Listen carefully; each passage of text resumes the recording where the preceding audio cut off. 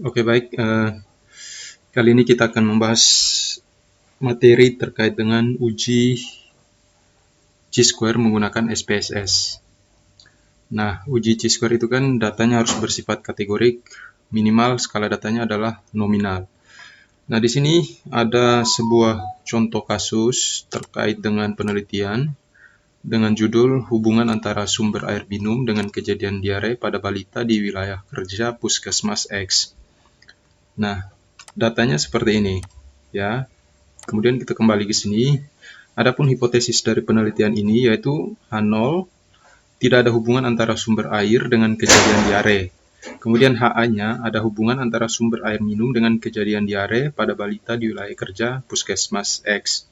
Nah, untuk dasar pengambilan keputusannya itu jika nilai asimtotik signifikansinya itu kurang dari 0,05, maka H0 ditolak dan HA diterima. Kemudian sebaliknya jika nilai signifikansinya lebih dari 0,05, maka H0-nya yang diterima dan HA ditolak. Oke, kita kembali ke data. Nah, di sini ada dua variabel penelitian yang digunakan, yaitu sumber air minum dan kejadian diare. Nah, angka-angka ini merupakan angka-angka yang bersifat coding dari kejadian yang ada, gitu ya. Contoh di sini penelitiannya untuk kategori variabel sumber air minum itu ada dua. Kode 1 itu kategori terlindung, kode 2 tidak terlindung. Kemudian untuk variabel kejadian diare atau variabel Y-nya, kode 1 itu diare, kode 2 tidak diare. Nah, kemudian data ini setelah kita masukkan ke data view, kita ke variabel view. Nah, di sini pada kolom values itu kita masukkan pada variabel sumber air minum itu kita sesuaikan dengan kategorinya. Kode 1 itu terlindung, kita tulis di sini 1. Terlindung.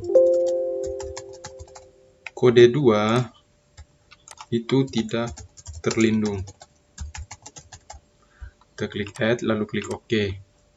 Kemudian untuk kejadian diare, 1 itu diare, 2 tidak diare.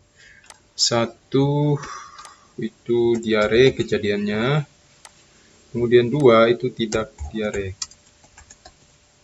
Klik add, klik OK. Nah, di sini kita lihat, di sini sudah berubah menjadi data kategorik yang tadi data coding ya 1 2 berubah menjadi data kategorik. Nah, selanjutnya kita lakukan analisis ya, kita lakukan analisis. Setelah kita membuat data kategorik seperti ini, data nominal, kemudian kita lakukan analisis, klik analyze. Kemudian kita pilih deskriptif, pilih yang cross tabs. Masukkan variabel sumber air minum ke sini, ke rows, kejadian diare ke kolom. Kemudian selanjutnya, klik statistik. Kita centang pada pilihan chi-square dan ini, contingency coefficient, untuk mengetahui kekuatan hubungannya dari dua variabel ini. Ya, kemudian klik continue. Pada cell, centang pada nilai pilihan expected, kemudian klik continue. Lalu klik OK. Kita tunggu. Nah, di sini kita lihat pada tabel ini, ya, cross tabulasinya, kita lihat sumber air minum yang terlindung dengan kejadian diare yang mengalami diare itu ada 10. Ya, 10 responden. Dia memiliki sumber air minum yang terlindung, tetapi dia kena diare, itu ada 10. Kemudian yang tidak diare itu ada 2. Selanjutnya untuk sumber air minum yang tidak terlindung, yang terkena diare itu ada 5, yang tidak diare itu ada 13. Oke. Dengan nilai expected count-nya itu paling rendah adalah 6, yang ini ya. Nilai expected count-nya paling rendah adalah 6. Nah, setelah kita mengetahui cross tabulasinya, kita masuk pada hasil atau output chi-square test-nya. Kita lihat pada nilai percent chi-square pada asymptotic signifikansi two side. Ya, di sini. Nah, kita lihat nilai yang diperoleh, nilai asymptotiknya itu sebesar 0,003. Artinya apa? Kita lihat di sini, dasar pengambilan keputusannya. Ya, berarti nilainya kan ini kurang dari 0,05, maka H0 ditolak dan HA diterima. HA diterima. Berarti ini yang diterima. Nah, kesimpulannya ada hubungan antara sumber air minum dengan kejadian diare pada balita di wilayah kerja Puskesmas X. Ya, ini ya.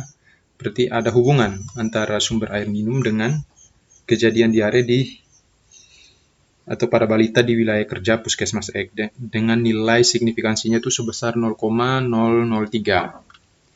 Nah, selanjutnya kita lihat kekuatan hubungannya atau koefisien korelasinya atau kontingensi koefisiennya. Kita lihat di sini, nilai value-nya. Nilai value yang diperoleh sebesar 0,478.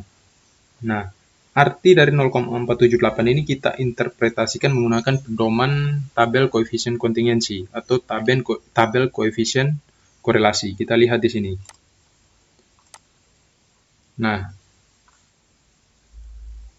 ini bisa dilihat pedoman untuk memberikan interpretasi terhadap koefisien korelasi. Untuk nilai 0,478 itu masuknya di sini. Berarti ya di range ini, 0,40 sampai 0,599. Artinya apa? Kekuatan hubungannya itu bersifat sedang. Ya.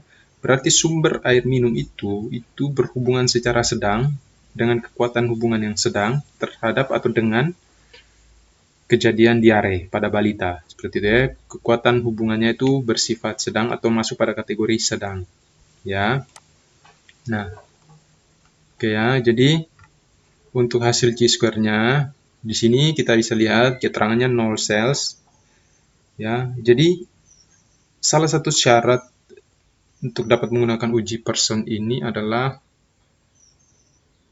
tidak boleh ada nilai, ya, tidak boleh ada satupun nilai expected count itu yang nilainya itu di bawah 5, lebih rendah dari 5, ya.